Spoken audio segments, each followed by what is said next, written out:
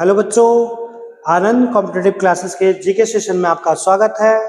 आज बच्चों हम लोग एक ऐसे टॉपिक के बारे में पढ़ेंगे जिससे एसएससी, रेलवे, बिहार दरोगा में सवाल भर भर कर पूछता है। जी हाँ, ये बहुत ही ज्यादा इंपॉर्टेंट आपका टॉपिक है। कौन सा? अनुसूची। जैसा कि आप लोग जानते हो कि जब हमारे देश के संविधान का निर्माण हुआ था अंबेडकर जी के द्वारा, तो उस समय हमारे संविधान में टोटल 8 अनुसूची थी, लेकिन बाद में संशोधन करके अनुसूचियों की संख्या बढ़ा दी गई और अभी 12 हो गई हैं। लेकिन ये एक बहुत छोटा टॉपिक है, लेकिन सवाल इसमें परीक्षा में इतना ज्यादा पूछता है कि हर एग्जामिनेशन में कोई भी एग्जामिनेशन ऐसा रहेगा ही नहीं जिसमें अनुसूची से आपका सवाल ना पूछे। तो इसलिए ये चैप्टर इंपॉर्टेंट होता है और बच्चों को ये बहुत ज्यादा कंफ्यूज करता है, क्योंकि सब एक दूसरे से रिलेटेड होता है, कंटिन्यू होता है 1 2 3 4 अनुसूची से, तो बच्चे इसमें बहुत ज्यादा कंफ्यूज होते हैं। तो एक बार अगर आप इसको अच्छे से पढ़ लोगे और वीडियो को अगर 2 3 बार देखोगे तो मेरा एकदम दावा है कि आपको कभी भी कहीं से इसमें प्रॉब्लम और परेशानी नहीं होगी। तो चलिए आज इस महत्वपूर्ण सेशन की शुरुआत हम लोग सालों मिस के साथ करेंगे। मिस, आप यहाँ आए और एक बहुत ही इंपॉर्टेंट, बहुत ही कठिन भी कह सकते हो, आसान भी कह सकते हो और महत्वपूर्ण भी कह सकते हो, वैसे सेशन की शुरुआत करते हैं हम लोग। तो चलिए स्टार्ट करते हैं हम लोग आज। भारतीय संविधान के सभी 12 अनुसूचियाँ या फिर इंग्लिश में कह सकते हो शेड्यूल। ठीक है, देखो इससे भर के क्वेश्चन आता है। टॉपिक बहुत छोटा सा, बहुत माइनर सा है, बहुत आसान है। ना आपको इसमें कोई कॉन्सेप्ट समझने का जरूरत पड़ेगा, ना कुछ याद करने का जरूरत पड़ेगा। अगर मेरा मानिए तो आप अगर इस वीडियो को 3 4 बार देख लेते हो, या फिर अगर वीडियो नहीं देख सकते, उतना टाइम नहीं है, तो कॉपी में नोट्स बना लेना, 2 4 बार अपने कॉपी को ही पढ़ लेना, 100% आपके दिमाग में ये आ जाएगा। बहुत क्वेश्चन इससे आता है, बहुत कन्फ्यूजिंग आता है, होता है ना कि कभी कोई चीज़ आसान होता है तो उसी में ज़्यादा प्रॉब्लम होने लगता है। बहुत आसान है, आज हम लोग देखते हैं और इसको और भी ज़्यादा आसान बनाने का कोशिश करते हैं। ठीक है, चलिए आते हैं। देखना यहाँ पे सेशन क्या है, तो भारतीय संविधान के सभी 12 अनुसूची। देखो क्वेश्चन हर एक लाइन में ना, अभी जितना बोलने वाले हैं हर एक क्वेश्चन से आपका, हर एक लाइन से आपका क्वेश्चन ही राइज होगा। देखो क्या, भारतीय संविधान के में पहले कितने अनुसूची थे? पहले थे 8 अनुसूची। पहले कितने अनुसूची थे? पहले थे 8, लेकिन बाद में क्या किया गया? क्या हो गया? ठीक है, भारतीय संविधान में पहले 8 अनुसूची थे। ठीक है, बाद में संशोधन करके 4 अनुसूची बढ़ाया गया और अभी कितना अनुसूची हो गया है? अभी हो गया 12। क्वेश्चन आपका राइज हो चुका है क्या कि मूल संविधान में कितने अनुसूची थे? 8। संशोधन करके कितना बढ़ाया गया? 4। अभी कितना हो गया? 12। ठीक है, चलो आते हैं आगे। देखना यहाँ पे क्या दिया हुआ है। सबसे पहले तो व्हाट इज अनुसूची? क्या है अनुसूची? संविधान। ऐसा नहीं है कि हमें हमारा पूरा संविधान पढ़ना होगा। देखो संविधान जो है आपका, आप पढ़ रहे हो तो भी आपके लिए ज़रूरी है, नहीं पढ़ रहे हो तो भी आपके लिए ज़रूरी है। हमारे देश में क्या चल रहा है, क्या नहीं चल रहा है, कानून व्यवस्था, सबका नॉलेज एक आम इंसान को भी होना चाहिए। हम लोग जब संविधान पढ़ते हैं तो या तो उसमें हम लोग को भाग मिलेगा, या अनुच्छेद मिलेगा, या फिर आपका अनुसूची मिलेगा। भाग तो देखो सबसे सिंपल, एकदम सिंपल वे में समझो। जैसे यहाँ पे अगर कोई बुक नहीं है, मान लो कि कोई बुक आप खोले, ठीक है, तो उस बुक को आप मान लो कि वो आपका संविधान हो गया। ठीक है, जब आप उस बुक को खोलोगे तो आपको मिलेगा आगे में पेज, उसमें लिखा हुआ रहेगा कि पहला चैप्टर में ये है, दूसरा चैप्टर में ये है, तीसरा चैप्टर में ये है। ठीक है, तो समझ लो कि वो उस बुक का चैप्टर हुआ और संविधान का ये चैप्टर हुआ क्या? भाग। संविधान का चैप्टर क्या हो गया? भाग। और हमारे संविधान में टोटल कितने भाग हैं? 22। मूल तरह से मतलब अगर उसका नंबर काउंट करोगे तो वो 22 भाग है, लेकिन संख्या के अकॉर्डिंग क्या हो गया है? 25। कभी हम लोग भाग का भी वीडियो ले आएंगे। हमारे संविधान में कितने भाग हैं? 22, लेकिन अगर गिनोगे ना तो गिनती के क्रम में 25 हो चुका है, लेकिन मूल नंबर अभी भी कितना है? तो यह है आपका 22। कहीं कहीं आपको 25 भी मिल सकता है। अगर ऑप्शन में 22 भी होगा, 25 भी होगा, तो आप 100% 22 ही लगाओगे।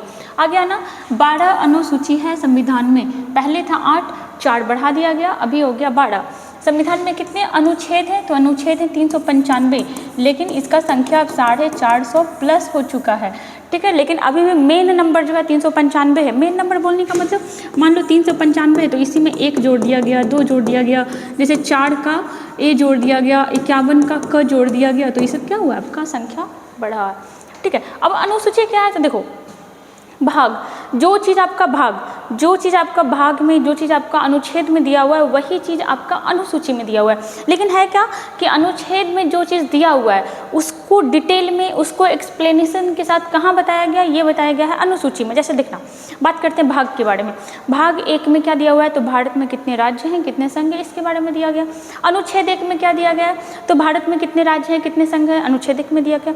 अनुसूची 1 में क्या दिया गया, तो वहाँ भी यही दिया गया है कि भारत में कितने राज्य हैं, कितने संघ हैं। लेकिन वहाँ क्या है ना कि फुल डिटेल में दिया गया है।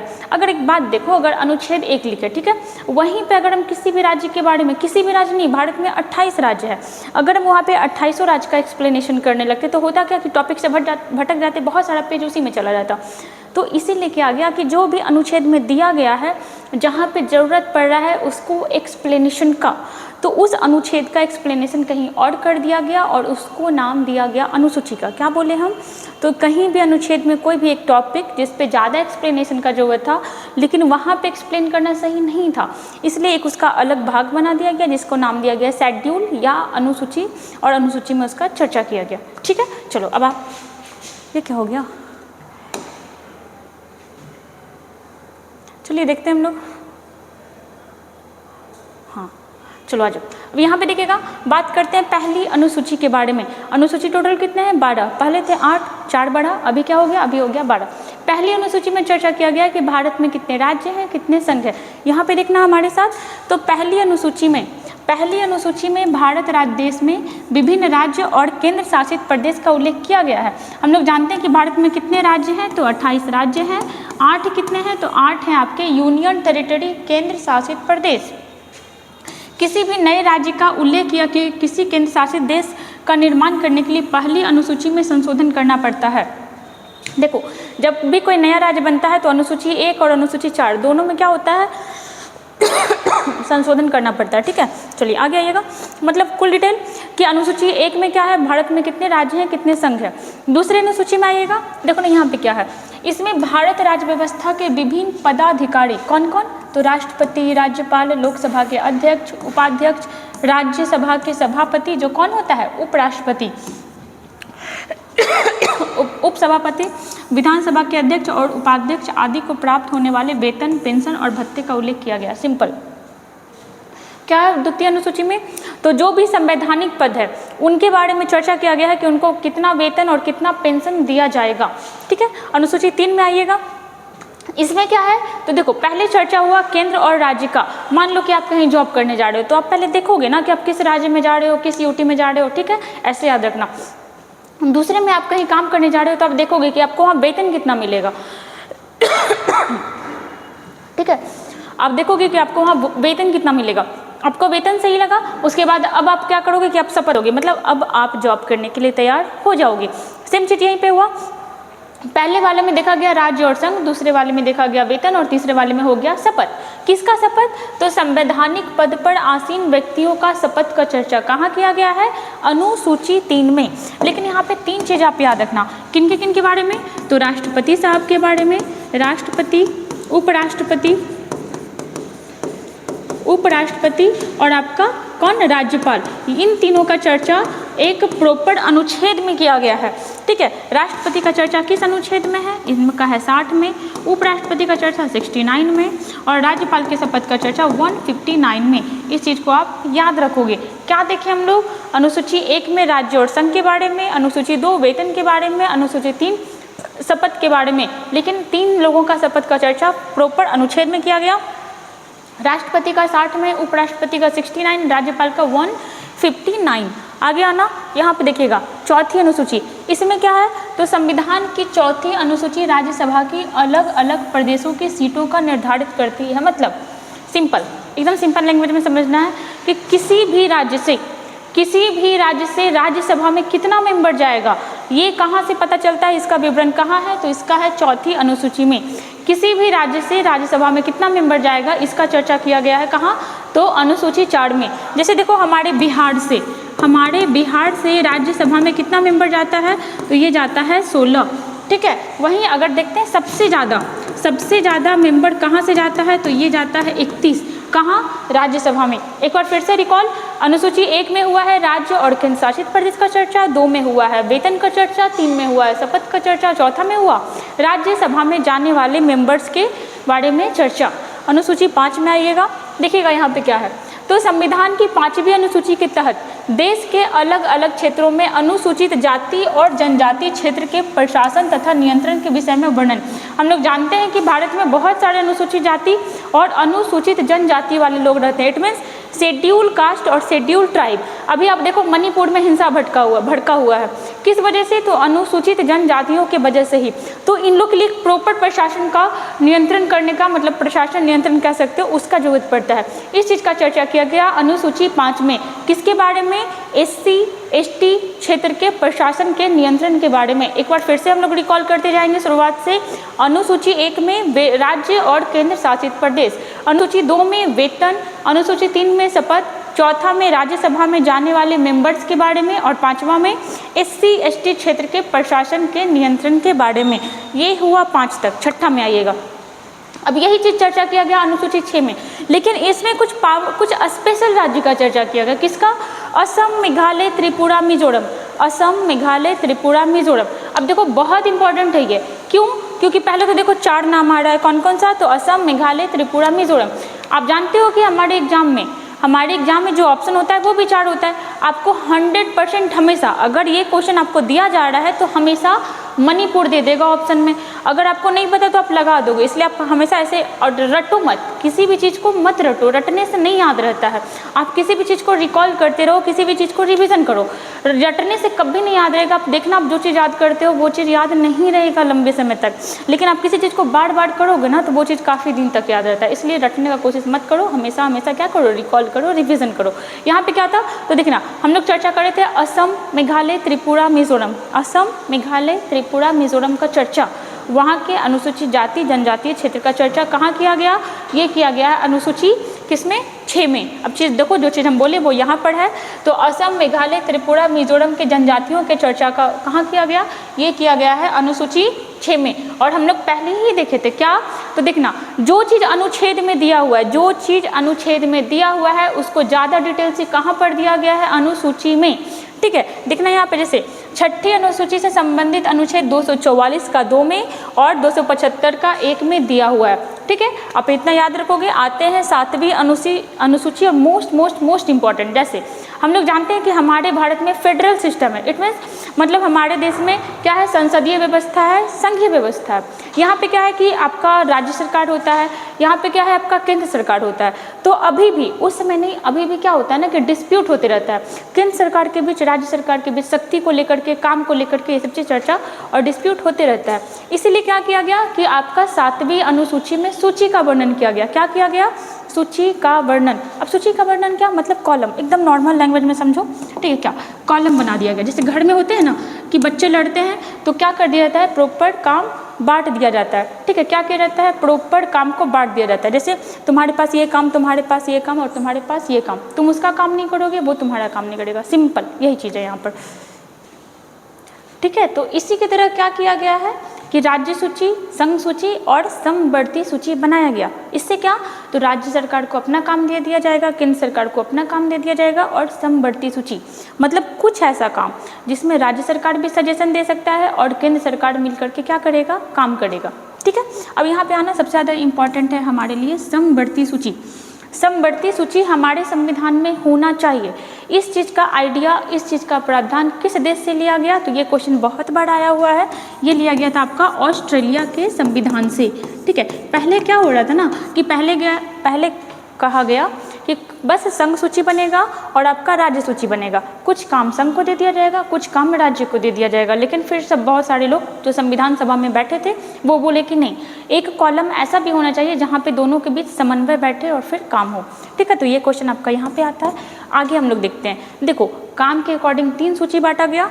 संघ सूची, नाम से पता है कि इसमें संघ सरकार काम करेगा। राज्य सूची, नाम से लग रहा है कि राज्य सरकार काम करेगा और इसमें दोनों मिलके काम करेगा। अब कॉमन सेंस दिखना, कॉमन सेंस लगाना यहाँ पे कि जाहिर सी बात है पावर किसको ज़्यादा मिलेगा, केंद्र सरकार को या राज्य सरकार को। अगर किसी भी राज्य को ज़्यादा पावर मिल गया ना तो वो अभी का अभी क्या करेगा? वो बोलेगा कि हमको राज्य नहीं रहना, हमको देश बनना है। होता है, अभी भी आप असम में देखो, मणिपुर में, ये सब चीज़ चर्चा होते रहता है। तो इसीलिए आपका पावर ज़्यादा किसको मिलता है? ये मिलता है राज्य सूची को। ठीक है, हम लोग देखते हैं यहाँ पे। जैसे देखना, पहले बात हुआ है संघ सूची के बारे में, जिसको इंग्लिश में हम लोग क्या बोलेंगे, यूनियन लिस्ट। देखना, तो संघ सूची में उल्लेखित सभी विषयों पर कानून बनाने का अधिकार किसके पास है? तो हम लोग जानते हैं कि हमारे देश में जो भी आपका सिस्टम चलता है वो 3 तरीके से चलता है। कैसे कैसे?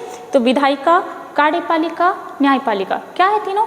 विधायिका हम लोग कहेंगे ये संसद को, और विधानमंडल को, मतलब जो कानून बनाया वो विधायिका हुआ, जो उस कानून को इम्प्लीमेंट करवाया वो क्या हुआ? कार्यपालिका, हमारा पुलिस व्यवस्था, सेना व्यवस्था। अगर हमारे काम में उस विधायिका, उस कार्यपालिका को काम सही से नहीं हो पा रहा है, तब कौन दखलंदाजी करेगा? तो करेगा आपका न्यायपालिका, मतलब high court, supreme court, district court. यहाँ पे आना, तो देखना, संघ सूची में उल्लेखित सभी विषयों पर कानून बनाने का अधिकार किसके पास है? संघ सरकार के पास होगा, मतलब संसद के पास होगा। सभी राष्ट्रीय महत्व के विषय संघ सूची में ही उल्लेखित किए गए हैं। जाहिर सी बात है, कोई बड़ा चीज़ है, जैसे देखो सेना। अगर एक बात बताओ, अगर बिहार अपना सेना रखने लगेगा तो क्या सही होगा? हर राज्य अपना अलग सेना रखेगा, वो सही नहीं होगा। तो सेना आपका बस एक होता है, वो होता है देश का। वो किसका हो जाएगा? तो संघ सूची का।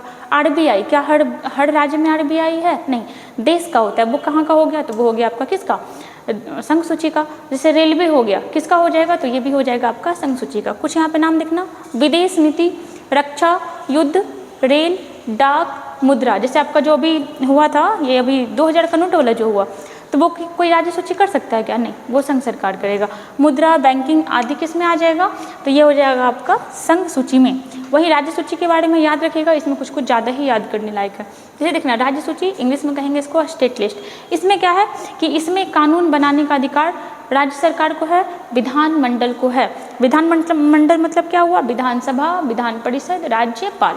यहाँ पे देखना, तो राष्ट्रीय हित, कभी कभी क्या होता है ना कि अगर आपातकाल लग गया, अगर राष्ट्रपति शासन लग गया, तो क्या होगा ना, तो जो आपका राज्य का जो लिस्ट होता है उस पर काम करना कौन शुरू कर देता है? संसद। कौन? केंद्र सरकार। इसको सेंटेंस में सुनिएगा, तो राष्ट्रीय हित से संबंधित होने पर केंद्र सरकार भी राज्य सूची के विषय पे काम कर सकती है, ठीक है। लेकिन कभी भी राज्य सरकार केंद्र सूची के विषय पे काम नहीं करेगा। केंद्र राज्य का काम कर सकता है, लेकिन राज्य कभी केंद्र का काम नहीं करेगा। आगे देखना, आपातकाल के समय राज्य सूची के सभी विषयों पर कानून बनाने का अधिकार किसके पास आ जाता है? ये आता है संसद के पास। लेकिन अगर आपातकाल खत्म हो जाता है, तब वो कानून 6 महीने बाद खत्म हो जाएगा ऑटोमेटिक। अगर केंद्र सरकार किसी भी विषय पे कानून बना दिया गया है राज्य सूची का, तो वो विषय कब खत्म हो जाएगा, वो कानून कब खत्म हो जाएगा? ठीक है, 6 महीने के अंदर। आगे देखना, जैसे राज्य सूची में कौन कौन हो जाएगा प्रमुख? जैसे पुलिस, बिहार का पुलिस है, यूपी पुलिस, झारखंड पुलिस, ठीक है। जेल अपना, जैसे देखो अभी यूपी सरकार क्या किया, जेल का नाम कर दिया सुधार गृह। क्यों? क्योंकि जेल पर उसका अधिकार है, ना कि केंद्र सरकार का। स्थानीय शासन और फिर आपका कृषि, ये सब आपका कहाँ आ जाएगा? तो ये सब आ जाएगा आपका राज्य सरकार में, मतलब राज्य सूची में। तीसरे नंबर पे आइएगा, ये हो गया आपका समवर्ती सूची, मोस्ट इंपॉर्टेंट कंकरेंट लिस्ट। इसमें क्या होता है ना, तो इसमें आपका राज्य सरकार, संघ सरकार दोनों मिल के काम करेगा। मतलब संसद भी कानून बना सकता है और आपका विधानमंडल भी कानून बना सकता है। लेकिन यहाँ पे देखना, कभी कभी क्या होगा कि राज्य सूची, जैसे कि देखो समवर्ती सूची में है क्या है, जैसे शिक्षा, इसको ले लो एग्जाम्पल के तौर पे। शिक्षा का समवर्ती सूची का राज्य सरकार बोलेगा कि नहीं हम शिक्षा में ये चेंज करना चाहते हैं, केंद्र सरकार बोलेगा नहीं हम ये चेंज करना चाहते हैं। दोनों में लड़ाई हो गया, तो फाइनली जीतेगा कौन? तो इस चीज़ को आप याद रखना, जीतेगा केंद्र सरकार, क्योंकि पावरफुल केंद्र को बनाया गया है हमारे देश में, ना कि राज्य को। यहाँ पे आना, देखना, यानी कि इसमें विधानमंडल भी कानून बना सकता है तथा संसद भी कानून बना सकता है, लेकिन दोनों के कानून में विपरीत होने पर संसद का बना कानून ही मान्य होगा। हम लोग पिछले वाले में भी देखे, राज्य वाले में भी, कि पावरफुल ज़्यादा कौन होगा, तो वो नो डाउट केंद्र ही होगा, और यहाँ पे भी कौन है, तो केंद्र ही है। संविधान के, यहाँ पे हम लोग आगे देखेंगे, इसको रहने दो, यहाँ पे आएगा। इसमें कुछ प्रमुख विषय हैं, जैसे विवाह, तलाक, शिक्षा, बिजली, वन आदि, ठीक है। इतना क्वेश्चन तो आता है, यहाँ पर से कुछ फैक्चुअल क्वेश्चन आता है, उस चीज़ को भी देखिएगा।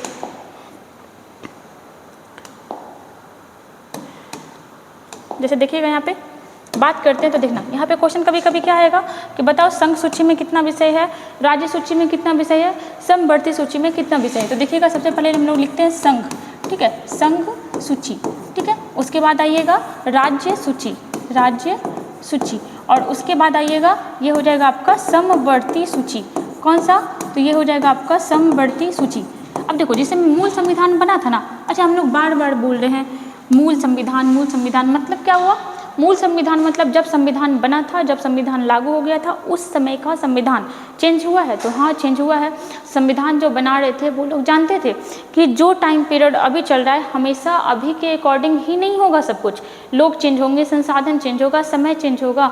तो इसीलिए संविधान वाले लोग क्या किए थे, एक संविधान संशोधन नाम का अनुच्छेद डाले थे कि अगर आप अपने टाइम, देखो कहते हैं ना कि लोग को अपने टाइम के अकॉर्डिंग बदलना चाहिए, तो वैसे हमारा संविधान भी टाइम के अकॉर्डिंग चेंज होते गया। जिस चीज़ को देखा गया कि नहीं ये चीज़ गलत डाल दिया गया था, इसको सही करना, या फिर ये चीज़ था इसमें कुछ और बढ़ाना है, तो इसको संविधान संशोधन के अकॉर्डिंग चेंज किया जा सकता है, किया भी गया है। जैसे देखना, जब संविधान लागू हुआ था उस समय केंद्र सरकार को कितना पावर दिया गया था, कितना काम दिया गया था, तो ये दिया गया था 97 वर्क, ठीक है। लेकिन अब क्या हुआ है कि अब इसका संख्या बढ़ा दिया गया। अब केंद्र सरकार के पास कितना विषय है काम करने के लिए, तो यह है आपका 100 विषय। वहीं आइएगा राज्य सूची, तो राज्य सूची में कितना विषय दिया गया था उस समय दिया गया था 66 काम इन लोगों को, लेकिन इनसे 5 काम ले लिया गया। और ये क्वेश्चन एज इट इज़ दरोगा वाले में पूछा हुआ था पिछले बार में। क्या, तो राज्य सूची में पहले 66 काम था, लेकिन अब कितना हो गया 61, मतलब 5 काम घट गया। 5 काम कहाँ गया, तो ये चला गया यहाँ। समवर्ती सूची में पहले 47 वर्ग था, अब कितना हो गया है यहाँ, तो अब यहाँ हो गया है 52। 52 काम कहाँ चला गया, ये चला गया है समवर्ती सूची में। मतलब यहाँ राज्य सरकार केंद्र सरकार दोनों मिलकर काम करेगा। कुछ एग्जाम्पल देख लेना, जैसे शिक्षा, ठीक है, शिक्षा हो गया आपका, वन वगैरह हो गया, ठीक है। और क्या हो जाएगा, तलाक, ये सब कहाँ आ जाएगा, तो ये आ जाएगा कहाँ, समवर्ती सूची में। समवर्ती सूची कहाँ से लिया गया, तो हम लोग जानते हैं कि आपका समवर्ती सूची जो है ऑस्ट्रेलिया से लिया गया था। कहाँ से, ऑस्ट्रेलिया से। और अभी क्या हुआ है कि इसका संख्या भी घट गया, बढ़ गया। पहले था 97, 100 हुआ, कितना था 66, 61 हुआ, 47, 52 हो गया। और बहुत ज़्यादा इंपॉर्टेंट है, इसको आप लोग रिवीजन करते रहिएगा, रटिएगा मत, नहीं याद रहेगा। आगे आइएगा, देखिएगा 8वीं अनुसूची। चलो एक बार फिर से हम लोग रिकॉल करते हैं, कितना अनुसूची था, पहले 8 था, अब हो गया 12। पहला में क्या था, पहले में था राज्य और संघ, दूसरे में क्या था, दूसरे में था वेतन, ठीक है। वहीं देखिएगा तीसरे अनुसूची में क्या था, शपथ। चौथा में तो राज्यसभा में कितने मेंबर जाएंगे उस चीज़ का चर्चा कहाँ है, अनुसूची 4 में। 5वां में क्या था, तो अनुसूचित जाति और जनजातीय क्षेत्र के प्रशासन के बारे में। अनुसूची 6 में क्या था, तो बहुत इंपॉर्टेंट, असम, मेघालय, त्रिपुरा, मिजोरम, इन 4 राज्य के अनुसूचित जाति और जनजाति का चर्चा कहाँ किया गया, अनुसूची 6 में। 7 में क्या था, तो अनुसूची का वर्णन, जिसमें संघ सूची, राज्य सूची, समवर्ती सूची। संघ सूची में पहले कितना विषय था, 97, राज्य सूची में पहले कितना था 66, समवर्ती सूची में पहले कितना था 47। अब इसमें कितना हो गया, तो 3 बढ़ गया मतलब 100, 5 घट गया मतलब 61, 5 बढ़ गया मतलब 52, ठीक है। चलिए यहाँ पे आइएगा 8वीं अनुसूची, बहुत ज़्यादा इंपॉर्टेंट, ये संबंधित है किससे, तो ये संबंधित है आपका भाषा से, ठीक है। पहले हम लोग देखते हैं इसमें है क्या, तो 8वीं अनुसूची में भाषाओं का वर्णन किया गया है जो हमारे देश में वैलिड है, जो हमारे देश में काम हो सकता है। पहले कितना भाषा था, तो पहले भाषा था 14, कितना था पहले था 14, फिर बाद में 1 बढ़ाया गया, फिर बाद में 3 बढ़ाया गया, और फिर बाद में 4 बढ़ाया गया। 4, 3, 7, 1, 8, मतलब अब टोटल कितना भाषा हो गया है, अब टोटल हो गया आपका 22 भाषा। 1 लाइनर क्वेश्चन आपका यहीं से बन गया कि 8वीं अनुसूची में पहले कितना भाषा था 14, संशोधन करके कितना को बढ़ाया गया, तो 8 को, अभी कितना हो गया 22। चलो ठीक है, अब यहाँ पे देखना, तो संविधान की 8वीं अनुसूची में भाषाओं का उल्लेख किया गया है। कितना भाषा है वर्तमान में 22, पहले कितना था 14, ठीक है। चलो आगे देखते हैं हम लोग, देखना यहाँ पे, जब संविधान लागू हुआ था तब मूल रूप से 8वीं अनुसूची में 14 भाषाएं थी, लेकिन वर्तमान में कितना है, वर्तमान में है 22। आगे आना, तो संविधान की 8वीं अनुसूची में निम्नलिखित 22 भाषाएं शामिल है। कोई ज़रूरत नहीं है इतना याद रखने का, कुछ पूछ लेता है। जैसे देखना, इसमें आपका संस्कृत भाषा है, ये पूछ लेता है कि संस्कृत है, तो हाँ है। हिंदी भी है, इसमें एक चीज़ पूछ लेगा इंग्लिश, ठीक है। हमारी 8वीं अनुसूची में इंग्लिश को मान्यता नहीं दिया गया है, ठीक है। 8वीं अनुसूची में इंग्लिश लैंग्वेज को मान्यता नहीं दिया गया। एक विदेशी लैंग्वेज है, और वो कौन सा लैंग्वेज है, वो है आपका नेपाली, ठीक है। नेपाली लैंग्वेज को इसमें मान्यता दिया हुआ है। बाकी आप लोग देख लेना, कोई ज़रूरी नहीं है इतना सारा याद करने का, ठीक है। जो इंपॉर्टेंट है वो हम लोग आगे देखते हैं। जैसे देखिएगा, वर्तमान में ऐसी 6 भाषा, यहाँ पे एक चीज़ और देखना, देखिए पहले क्या था 14 भाषा, हम लोग जान रहे हैं कि 8 को बढ़ाया गया, अभी क्या हो गया 22। तो एक बार देख लेना कि किसको किसको बढ़ाया गया और कैसे बढ़ाया गया। सबसे पहले देखो, हम लोग जानते हैं कि 14 था, फिर कितना बढ़ा, फिर 1 बढ़ा, फिर कितना बढ़ा 3 बढ़ा, फिर कितना बढ़ा 4 बढ़ा, और अब कितना हो गया, तो अब हो गया 22। आप लोग ऐसे ही याद रखना क्योंकि पूछ लेता है संशोधन करके। अब देखना पहले 14 था तो 15वां भाषा, ठीक है, 15वां भाषा कब जोड़ा गया, कैसे जोड़ा गया, तो 21वां संशोधन 1967 में किया गया। कब, 67 में। किस भाषा को जोड़ा गया, तो जोड़ा गया आपका सिंधी भाषा को, ठीक है। कितना भाषा हो गया, 15। उसके आगे आइएगा, फिर आपका 16, 17 और 18 नंबर का भाषा को जोड़ा गया, ठीक है। और इसको कब जोड़ा गया, तो इसको जोड़ा गया 71वां संशोधन। और ये कब हुआ था, तो ये हुआ था आपका 1992 में, ठीक है। 1992 में 71वां नंबर का संशोधन हुआ जिसमें 3 भाषा जोड़ा गया। कौन कौन सा, तो आप इसे शॉर्ट फॉर्म में नमक याद रख सकते हो। न से क्या हो जाएगा, न से होगा आपका नेपाली, ठीक है। म से क्या होगा, म से होगा मणिपुरी, ठीक है। और क से क्या होगा, कोंकणी। क से क्या हो गया, कोंकणी। मतलब जो विदेशी भाषा था इसको बाद में जोड़ा गया, पहले नहीं था। उसके बाद आना, देखो 18 हो गया। अब देखिएगा 19, 20, 21 और आपका 22। कितने नंबर का भाषा कब जोड़ा गया, कितने नंबर के संशोधन से जोड़ा गया, तो 52वां संशोधन, मतलब 92 नंबर का संशोधन। ईयर कौन सा हो जाएगा, तो ईयर हो जाएगा 2003। बहुत इंपॉर्टेंट, एक एक को अगर आप इसको रिवाइज करते रहोगे ना आपको ऑटोमेटिक याद हो जाएगा। कब याद हो जाएगा पता भी नहीं चलेगा। और इस समय कभी कभी एक एक भाषा से पूछ लेता है, बोडो, डोगरी, मैथिली और संथाली। मैथिली जो हमारे बिहार का लैंग्वेज है, मैथिली और संथाली जो आपका संथाल भाषा, मतलब क्या, तो जनजाति लोग का लैंग्वेज है। एक बार फिर से देख लीजिएगा, तो पहले आपका 14 भाषा था, अब कितना हो गया, 22। 15वां भाषा को 21वां संशोधन 1967 द्वारा जोड़ा गया, जो कि कौन था, सिंधी भाषा। उसके बाद 16, 17, 18 इसको कब जोड़ा गया, तो 71वां संशोधन 1992 द्वारा। कौन सा लैंग्वेज था, नेपाली, मणिपुरी, कोंकणी। उसके बाद कहाँ तक हो गया था, 18। उसके बाद 19, 20, 21, 22 इसको कब जोड़ा गया, तो 92 नंबर का संशोधन 2003 में बोडो, डोगरी, मैथिली, संथाली इन 4 भाषा को जोड़ करके अब टोटल कितना भाषा हो गया, तो अब हो गया है आपका 22 भाषा, ठीक है। चलिए आगे आइएगा। एक चीज़ और पूछ लेता है इसमें, जैसे देखना 8वीं अनुसूची में तो 22 भाषा है, हमारे पास शास्त्रीय भाषा कितना है, तो यह है आपका 6, ठीक है। भारत में शास्त्रीय भाषा कितने हैं, ये है 6। शास्त्रीय भाषा किसको कहा जाता है, जो मतलब बहुत ही अच्छे लैंग्वेज से बिलोंग करता हो, जो बहुत ही पुराना हो, जिसका इतिहास बहुत ही ज़्यादा पुराना हो, उसको हम लोग शास्त्रीय भाषा में काउंट करते हैं। देखिएगा, तो सबसे पुराना, ये सब क्वेश्चन आता है, हर एक लाइन से यहाँ पे क्वेश्चन राइज हो रहा है, हर एक लाइन से।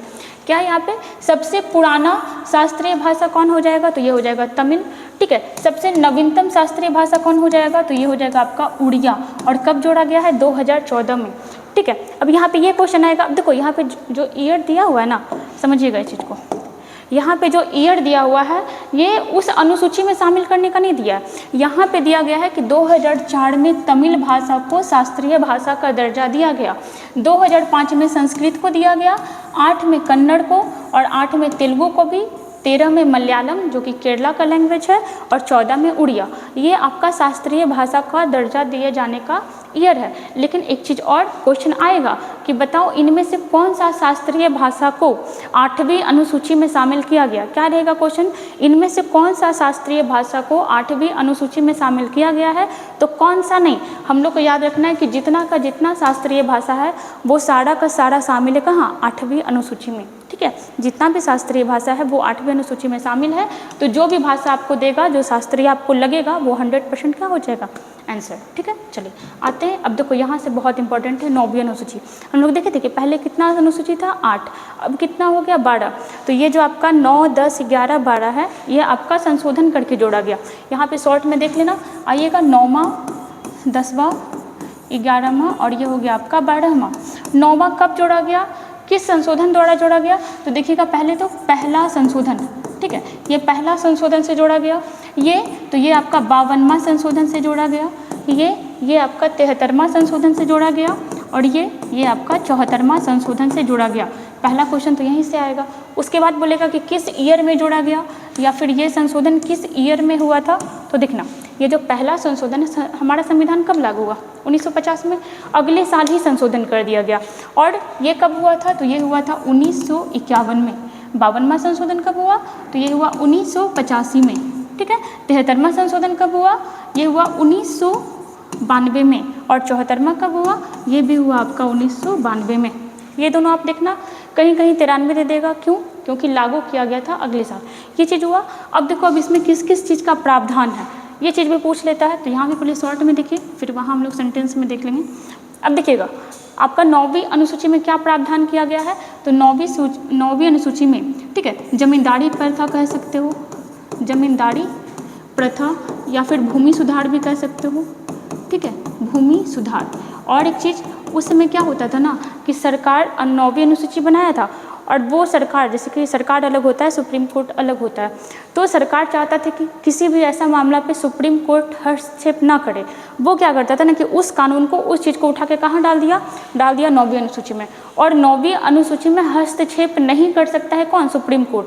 अभी देखना जो मणिपुर वाला इंसिडेंट हो रहा है, उसमें क्या, उसमें पहले तो केंद्र सरकार अभी तक कुछ नहीं बोला अच्छे से, सुप्रीम कोर्ट जब हस्तक्षेप किया कि अगर आपसे कुछ नहीं हो पा रहा है तो फिर हम आते हैं, तब थोड़ा बहुत आपका केंद्र सरकार क्या हुआ, एक्टिव हुआ। वही चीज़ यहाँ पे है कि केंद्र सरकार 9वीं अनुसूची में सब कुछ उठा के डाल देता था, क्यों, क्योंकि सुप्रीम कोर्ट उसमें हस्तक्षेप नहीं कर सकता है। 10वीं में आइएगा तो ये आपका दल बदल से संबंधित है, किससे, दल बदल कानून से। यहाँ पे आना 73वां अनुसूची, 11वां अनुसूची जो 73वां संशोधन से जोड़ा गया, इसमें क्या है, तो ये आपका पंचायती राज से संबंधित है, पंचायती राज। इसके अकॉर्डिंग पंचायत को कितना विषय दिया गया है काम करने के लिए, तो ये हो जाएगा 29। जैसे हम लोग देखे थे, संघ सरकार को 100 दिया गया, राज्य सरकार को 61 दिया गया, समवर्ती सूची को 52 दिया गया, तो वही यहाँ पे 29 विषय किसको दिया गया, ये दिया गया पंचायत को। और वहीं पे 12वां अनुसूची में नगर पालिका का चर्चा किया गया, जो शहर में होता है, और पंचायत कहाँ होता है, ये होता है गांव में। इसको कितना विषय दिया गया काम करने के लिए, इसको 18 विषय दिया गया काम करने के लिए। मेनली अंतर यही हुआ था किसके द्वारा, तो 11वां और 12वां द्वारा। अब यहाँ पे थोड़ा सेंटेंस में देख लेना इसी चीज़ को, देखो क्या दिया हुआ है,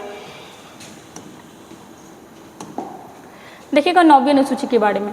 तो संविधान की 9वीं अनुसूची संविधान के पहले संशोधन 1951 द्वारा जोड़ा गया, सेम चीज़ दिया हुआ है।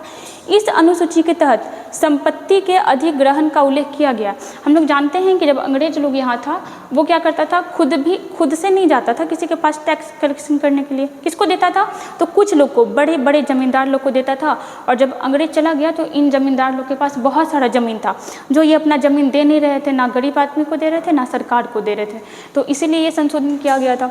9वीं अनुसूची में शामिल विषयों को न्यायालय में चुनौती नहीं दी जा सकती थी। हम बताएं कि मान लो ये डब्बा बना दिया गया और इसमें केंद्र सरकार को लगता था कि मान लो इस काम पर क्या करेगा सुप्रीम कोर्ट, अगर हम इसमें कुछ चेंज करते हैं तो सुप्रीम कोर्ट इसमें हस्तक्षेप करेगा, वो क्या करता था, इस चीज़ को उठाता था और यहाँ डाल दिया, और यहाँ डाल दिया तो सुप्रीम कोर्ट इसमें हस्तक्षेप नहीं करेगा।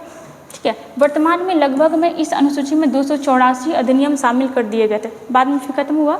इसमें कितना विषय शामिल कर दिया गया था, 284 ऐसा विषय जिसमें सुप्रीम कोर्ट हस्तक्षेप ना करेगा। आगे देखना, 11 जनवरी 2007 के संविधान पीठ के एक निर्णय द्वारा यह स्थापित किया गया कि 9वीं अनुसूची में सम्मिलित किसी भी कानून को इस अधिकार पर चुनौती दी जा सकती है कि वह मौलिक अधिकार का उल्लंघन करता है तथा उच्चतम न्यायालय इन कानूनों की समीक्षा कर सकता है। सिंपल आप इतना समझो, 9वीं अनुसूची में एक थैला टाइप का बनाया गया, वहाँ केंद्र सरकार क्या कर रहा था, उसमें विषय डाल रहा था, वैसा विषय चुन करके जिसमें वो नहीं चाहता है कि सुप्रीम कोर्ट इसमें हस्तक्षेप करे। लेकिन 2007 में ये प्रावधान किया गया कि नहीं, अगर कोई ऐसा एक्ट बना देगा सरकार जिससे हमारा मौलिक अधिकार छीन लिया जाएगा, हमारे मौलिक अधिकार का हनन होगा, तो सुप्रीम कोर्ट भी इसमें क्या करेगा, हस्तक्षेप करेगा। ठीक है, चलिए आगे आइएगा। 10वां हम लोग देखें, यहाँ पे दिखेगा 10वां में क्या है, तो इसको 52वां संशोधन 1985 में जोड़ा गया, किससे संबंधित है, तो दल बदल से संबंधित है। आगे आइएगा 11वां अनुसूची 73वां संशोधन 1992 द्वारा जोड़ा गया, लागू कब हुआ था, 1993 में। ठीक है, इसमें क्या है, तो देखना यहाँ पे पंचायती राज का उल्लेख है और विषय कितना दिया गया, 29 इसको काम करने के लिए। और हमारा रहा लास्ट अनुसूची जो कि है 12वां अनुसूची, इसको कब जोड़ा गया, तो 74वां संशोधन 1993 नहीं होगा, 1992 ही होगा। ठीक है, 1992 द्वारा इसको जोड़ा गया, लेकिन इम्प्लीमेंट किया गया 1993 में।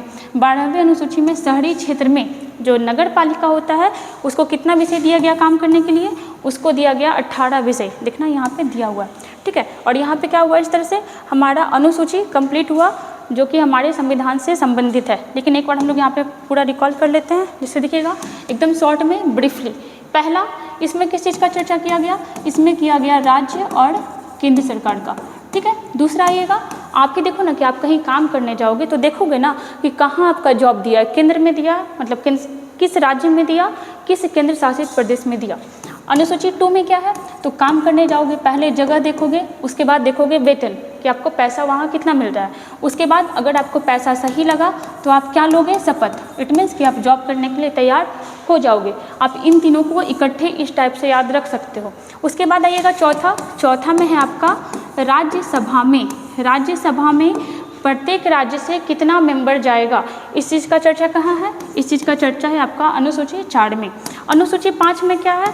तो SC एंड ST क्षेत्र, ठीक है। SC और ST क्षेत्र के प्रशासन के बारे में कुछ खास प्रावधान दिया गया है, SC और ST क्षेत्र के प्रशासन के बारे में। छठा में आइएगा तो यहाँ पे देखिएगा असम, मेघालय, त्रिपुरा और मिजोरम। आपको फंसाने के लिए हमेशा मिजोरम की जगह पे मणिपुर आज तक तो यही देते आया है। असम, मेघालय, त्रिपुरा, मिजोरम के बारे में कुछ खास प्रावधान दिया गया है, ठीक है, के बारे में कुछ खास प्रावधान। और कैसा? तो SC ST क्षेत्र से रिलेटेड। ये हुआ आपका कहाँ तक? 6 तक। साथ में आइएगा, यहाँ पे है आपका सूची का बंटवारा, ठीक है। सूची का बंटवारा कैसा सूची? तो पहले तो हो जाएगा आपका सेंट्रल सूची, स्टेट सूची और आपका कनकरेंट सूची। पहले कितना विषय था केंद्र सरकार के पास? 97। अब कितना हो गया? अब हो गया है 100। पहले राज्य सूची के पास कितना विषय था? 66। अब कितना हो गया? 61। पहले समवर्ती सूची में कितना विषय था? 47। अब कितना हो गया? अब हो गया है 52। और ये आपका जो समवर्ती सूची है कहाँ से लिया गया? ये लिया गया है ऑस्ट्रेलिया से, ठीक है। चलिए 8वीं अनुसूची देखिएगा, इसमें क्या है? तो इसमें है आपका भाषा, ठीक है। पहले कितना भाषा था? पहले था 14। अब कितना हो गया? तो अब हो गया है आपका 22, मतलब संशोधन करके कितने को बढ़ाया गया? 8, ठीक है। 9वां अनुसूची, इसको जोड़ा गया पहला संशोधन कब? तो 1951 द्वारा, ठीक है। 10वां अनुसूची, इसको कब जोड़ा गया? इसको जोड़ा गया 52वां संशोधन, ठीक है। और कब जोड़ा गया? तो 1985 में। वहीं पे आइएगा तो देखना क्या, तो 11वां अनुसूची, इसको कब जोड़ा गया और किस संशोधन द्वारा जोड़ा गया? तो ये हो जाएगा आपका 73वां संशोधन, ठीक है, 1992 द्वारा। और वहीं पे देखिएगा 12वां अनुसूची, तो इसको जोड़ा गया आपका 74वां संशोधन 1992। कहीं कहीं आपको ये ईयर 1993 में मिलेगा, हुआ था आपका 1992 में ही, लेकिन लागू हुआ था 1993 में, ठीक है। और इस तरह से क्या हुआ कि हमारा अनुसूची कंप्लीट हुआ, जो संविधान का एक महत्वपूर्ण पार्ट है। अनुसूची को अलग क्यों किया गया? क्योंकि अनुच्छेद में उतना डिटेल से लिखना पॉसिबल नहीं था, वो लिखने का तरीका को भी खराब कर देता। इसलिए संविधान के लास्ट वाले भाग में, अगर पूरा का पूरा आप संविधान उठाते हो तो संविधान के लास्ट वाले एरिया में किसका चर्चा किया गया? ये किया गया अनुसूची का, ठीक है, जिसको इंग्लिश में क्या कहते हैं? शेड्यूल, ठीक है। अब देखो यहाँ पे कुछ संविधान से रिलेटेड दिया हुआ है कि 432 नीब इसमें यूज किया गया था, कुछ एक्स्ट्रा फैक्ट है जो आप लोग देख लीजिएगा इसके बारे में, ठीक है। और इससे हमारा एक चैप्टर कंप्लीट हुआ, किसका? तो संविधान के अनुसूची का। ऐसे ही हम लोग भाग भी लाएंगे और धीरे धीरे करके अनुच्छेद भी लाएंगे। इसको आप रटना मत, इसको समझने का भी चीज़ नहीं है, बस अगर आप इसको 3-4 बार या तो लिख के या फिर वीडियो देख के ही अगर रिकॉल कर लोगे तो दिमाग में रहेगा। और हर एक लाइन आपका क्वेश्चन राइज कर रहा था, बहुत क्वेश्चन आता है इसका, ठीक है। तो आप लोग वीडियो पढ़ना, वीडियो देखना और फिर इसका MCQ जरूर लगाना, उससे पता चलेगा कि आपको याद हुआ कि नहीं, ठीक है। चलिए, थैंक यू।